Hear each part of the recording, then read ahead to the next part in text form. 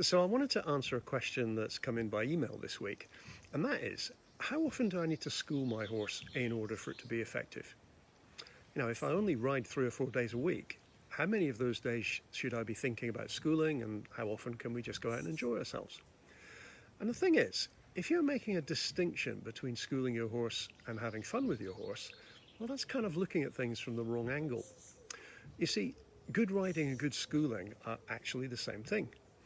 And a mistake that a lot of people make is thinking that schooling is only something that happens when you go into the arena and ride lots of exercises or repeat the same things and ride lots of transitions or something like that. But really, you're always going to be teaching your horse something in every single moment that you spend with them, whether you realize that or not. So, if effective schooling isn't just about repeating exercises in the arena, well, what is it about?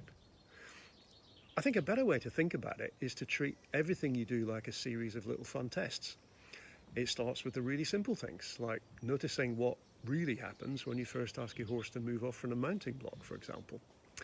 And then, depending on what happens, well, that tells you whether you should take a moment to improve the situation or whether you can move on and try the next step.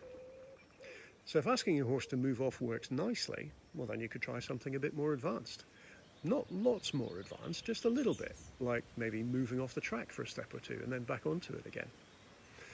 And if moving off from halt didn't work so well, then you can take a moment to think about why that might be before you try again. Do you need to improve the clarity of how you asked, or be more careful that you're not doing anything that might block your horse's ability to go forwards? Or maybe you can improve your horse's responsiveness just by making sure you've got his or her attention on you before you ask. And there's always something that you can improve.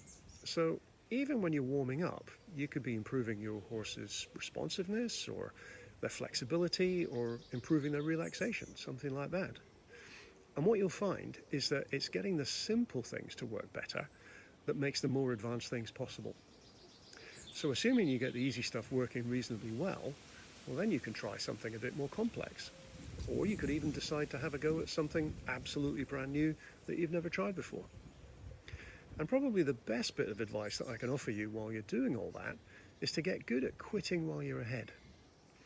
Now, you've probably heard that you should always try to end on a good note, but that doesn't necessarily mean you have to achieve something amazing before it's okay to move on or even finish a session altogether.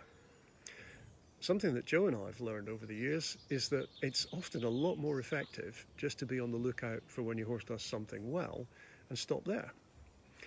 When something good happens, but you insist on trying it just one more time so you can make it just a little bit better, well, as you've probably already discovered, it rarely actually happens that way.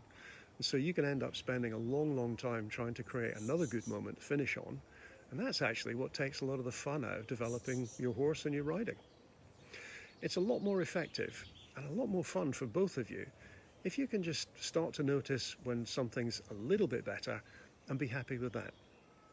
And if you can do that for a few rides in a row, well, you notice after a few days that things have actually improved quite a lot in that time. And that's really the secret to making good progress in your riding and enjoying yourselves at the same time. So I'm Derek Clark. Wherever you're watching this, scroll down and leave a comment, and let's have fun with our horses this week.